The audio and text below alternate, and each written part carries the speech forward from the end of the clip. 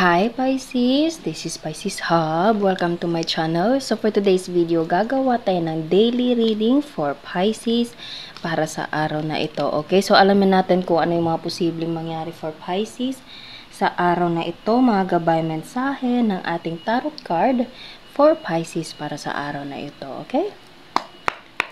Reminder lang po na ito ay general reading po. So, pwede pong mag-resonate, pwede pong hindi. And this is a timeless reading.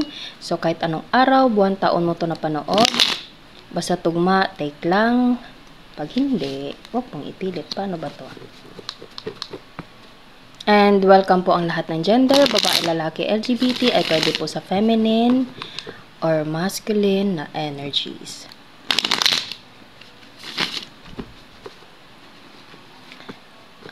Okay, so ano po yung mga posibleng mangyari po for Pisces para sa para sa araw na ito? Oh, there's a 5 of Swords.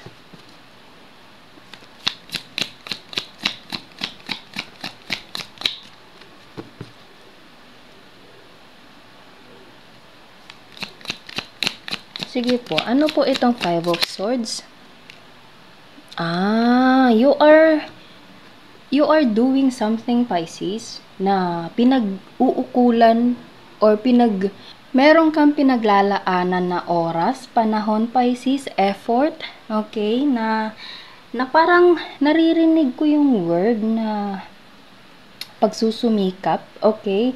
So, meron kang pinapractice, pwedeng skills mo to, pwedeng mahilig ka sa arts, pwedeng meron kang mga bagay na pwedeng exam or tumataya ka ng loto, parang ganun po. Hindi naman yun skills, pero meron kang mga bagay or meron kang ginagawa ngayon na parang yun yung pinagtuunan mo ng panahon, Pisces, oras, okay? Ng pansin, okay?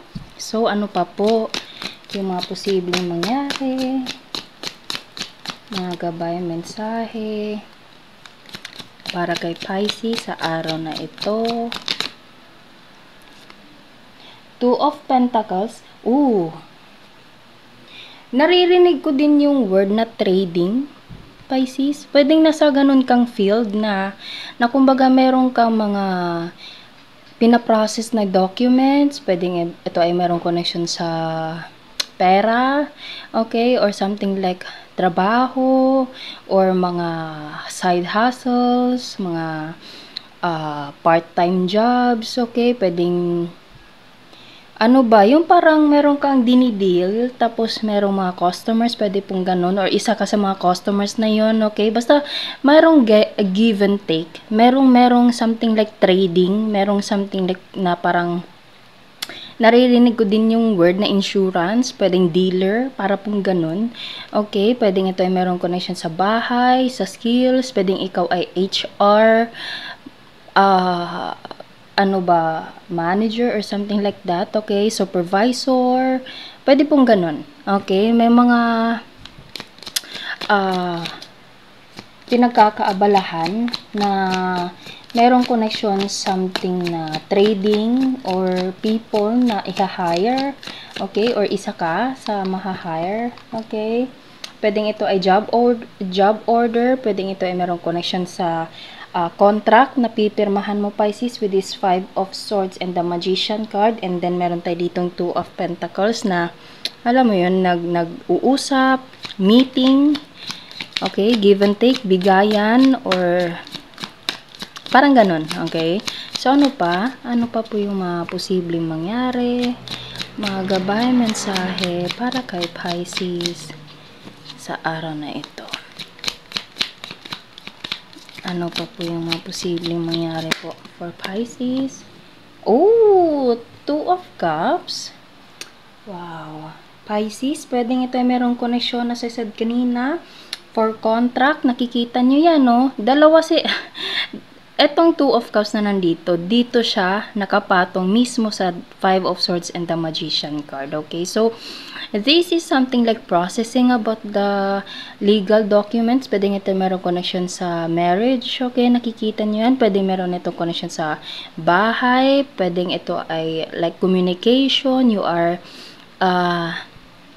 like connected to this person. Pwede nga ito meron connection sa love. Pwede po kasi Two of Cups is all about soulmate.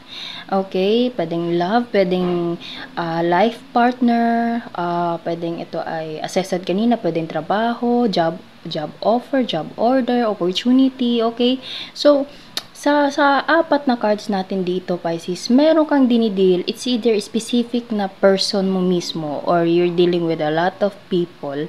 Okay, na kumbaga merong processing, merong something like paggalaw. Okay, meron kayong ginagawa ngayon na yun yung pinagtutuunan nyo ng pansin. It's either meron itong connection something na pag-fill up ng form, ayan no, tapos meron tayo ditong contract, okay, meron itong connection something like skills, okay, pwedeng naririnig ko yung word na freelance, Pisces, okay, so pwede pong ganon. Or kung hindi naman, pwedeng ito meron connection sa love and you are dealing with this person na kayong dalawa meron kayong pinaprocess. It's either mapabahay, mapatravel, mapabuhay nyo, pwedeng kasal, okay? Kahit ano man, basta meron kayong ginagawa ngayon na pinagtutuunan nyo ng pansin, pinagtutuunan nyo ng oras, panahon po. Okay? Hindi lang ikaw yung gumagawa nito, Pisces. Meron kang kasama. It's either one person, which is your specific person, or a lot of people. It depends po sa inyo po. Okay? So, ano pa? Ano pa po yung message nyo po for Pisces para sa araw na ito? Mga gabay mensahe para kay Pisces sa araw na ito. Okay, so walang mag-flip. Kuha tayo ng mga initials, random words, kung sino, or ano po yung mga konektado for Pisces para sa araw na ito.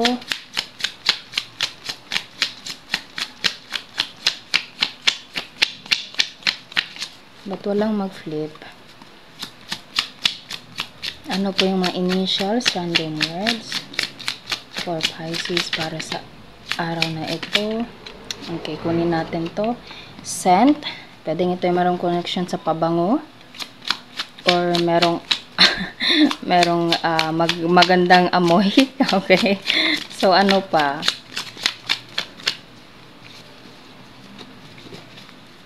Pwedeng business nyo, Pisces, is about perfume. Pwede pong ganun. Flowers. Naririnig ko yung word na flowers. Hair. Okay. There's a letter O. Pwedeng ito yung merong connection sa parlor, Pisces. Or pwedeng merong connection. It's either mabango yung buhok. Okay, pwede po. There's a letter O. Pwedeng ito ay trabaho. Or pwede meron itong connection sa buhok. Or pabango. Pwede po. Take nyo lang kung saan mag-resonate po. Okay? So, ano pa? T. O-T.